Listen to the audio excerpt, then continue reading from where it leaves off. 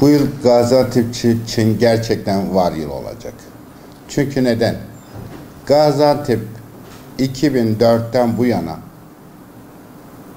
geçen 14 yıllık sürede toplam 6 tane büyük kuraklık yaşadık. Bu yıl ise gerçekten uzun yılların o kuraklığın intikamını alırmışçasına yağış yönden çok yağış alan bir yıl yaşadık. Ortalama İslahiye ve Nurdağ bölgemizde 1000 kilogram üstünde yağış aldık. Hep kuraklık yaşadığımız Oğuzeli, Kargamış'ın bazı bölgelerinde 550 kilogram civarında yağış aldık. Uzun yıllar beri büyüklerimize de soruyoruz. Gaziantep bu şekilde çok yüksek bir yağış almadığını deklar ediyorlar. Bazen bu kadar çok yağışın zararlı olacağını savunanlar arkadaşlar hatta oldu. Fakat şunu bir zaman unutmayalım. Yağışı değerlendir hem tek yıllık hububat için hem çok yıllık ağaçlar için değerlendirmemiz gerekiyor. Tek yıllıklar için belki lokal olarak bazı zarar, olumsuz etkileri olmuştur. Bu ne oldu? Özellikle bakliyat, nohutta yağışı çok sevmediği için lokal olarak atraknoz dediğimiz hastalık ve buna neden kurumalar oldu ama bu devede kulak gibi çok az bir miktar. Genellikle Gaziantep'in geneline baktığımız zaman 2019 yılı gerçekten çiftçinin yüzünün güleceği bir var yılı olacak.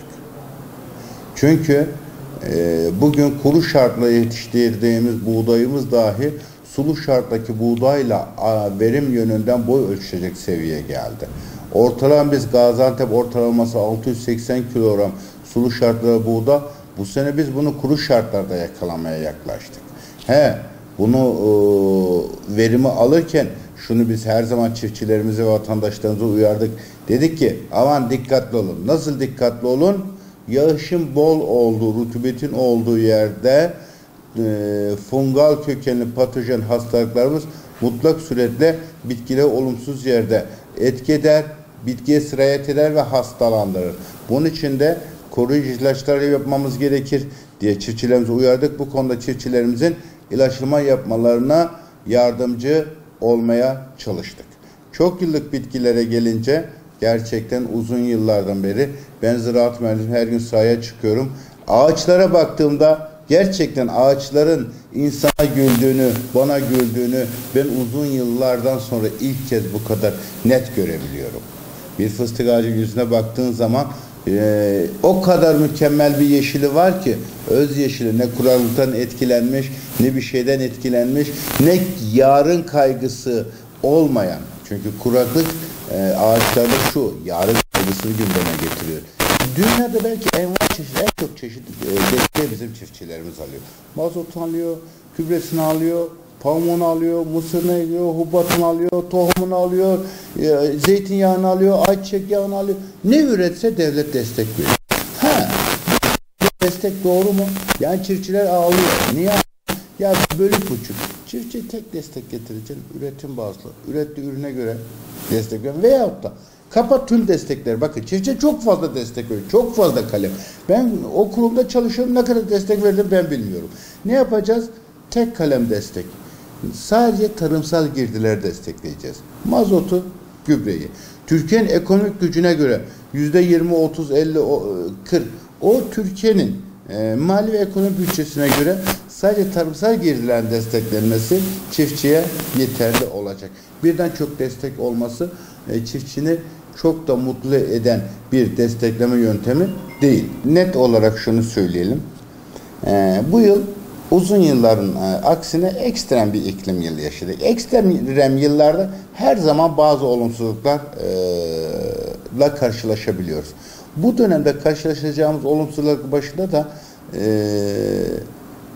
fungal kökenli patojenin oluşturduğu bitki hastalıkları. Geçen yıl mesela biz özellikle çok tedbirsiz yakalandık. Kirazda ve bağda birçok üründe bir gecede monilyadan veya mildiyöden biz çok geniş bağ ve kiraz alanlarımızı daki meyveleri yok ettik. Bunun tek çaresi var.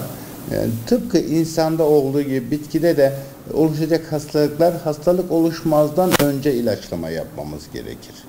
Nasıl çocuğu biz aşı yaptırıyoruz, hastalanmasın ve hastalansa bile hastalığı hafif atlatsın diye. Bitkilerde de aynı şekilde ilaçlama yapmamız lazım, hastalanmasın diye. Eğer hasta olsa bile hastanın etkini hissetmeden bitkilere mutlak suretle koruyucu ilaçlama yapmamız lazım. Bu sene ekstrem bir rutubet fazla, yağış fazla, mutlak suretle bu fungal kökenli hastalıklar bitkilerimize sirayet edecek. Sebze meyvelerimize. Dolayısıyla sebze ve meyvelerimize mutlak suretle bir ziraat mühendisinden, ziraat odasından, tarım teşkilatlarından, ziraat mühendisliği odasından, yüksek ziraat mühendislerinden, çiftçi örgütten veya ziraat bayisi ziraat mühendislerinin bu konuda teknik destek alarak ürünlerin mutlak suretle koruyucu ilaçlama yapmaları gerekir. Bakın özellikle bölgemizde nohut yağışı çok sevmezdir. Halk arasında bir tabir var. Nohutta bu sene hastalık çok ekstrem fazla görüyoruz. Antraknoz bazı kesimlerde nohudu tamamen söktüler. Biz buna koruyucu bir ilaçlama yapmış olabilseydik bugün nohutlarımız tarlada var olacaktı. Bu senede nohutta da mutlak suretle rekoltede bir patlama olacaktı. Ama koruyucu ilaçlama yapamadık ya çok çekti çiftçi tarlaya giremedi. Nohut etkilendi. Ürünlerimizi etkilenmemesi için mutlak suretle sigorta ilaçlaması dediğimiz fungal kökenli hastalıklara karşı koruyucu ilaçlama yapmamız gerekir. Şimdi Antep fıstığı bölgemizin ana ürünü.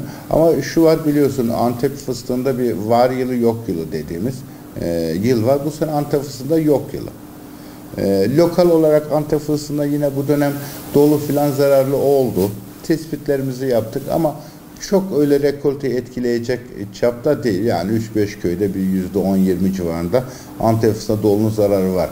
Ama şu anda gerçekten her yıl Antep fıstığı kendi ürettiği çiçeğini besleyemezdi. Kuraktan toprakta yeteri su, rutubet olmadığı için seyreltildi salkımlarını ve ürününün bir kısmını. Bu yıl gerçekten her şey tüm çiçeklenmeler, tamladığı olan da gerçekten Antep fıstığı dedim ya az önce ağaç insanın yüzüne gülüyor. Antep fıstığı senin yüzünüze gülüyor. Ama yılı yok yılında olmamıza rağmen önceki yok yılına göre bir rekor artışı Antep fıstığına mutlak suretle olacak. Zaten fiyatı Tarım Bakanlığı açıkladı. Sert ve yumuşak buğdayda. Sert buğdayda 1460, yumuşaklık 1350 civarında bir rakam açıkladı. Geçen yıla göre baktığına göre 950'ye 1060 yani bir %30 üzerine bir fiyat artışı yapıldı zaten taban fiyatta. Ama buna bakarsan şu anda piyasaya girdiğimiz zaman 15 gün önce makarnalık sert buğday 2000 lira civarında gidiyordu. Taban fiyatını 1460 lira civarında açıkladık. Şimdi çiftçi nerede para ediyorsa verir. Fiyatlar çok düşük mü? Geçen yıl oranladığımız üzere artışta fena değil. Ama şu unutulmaması gerekir. Gaziantep bölgesi için ilk hasatın başladığı gün olur. 15 Mayıs'ta ne olur? Kıraç yerlerde yani toprak kanlılığı az dediğimiz 2. 3. sınıf tarım alanlarında bitkinin yapıldığı yerlerde mercimekler ve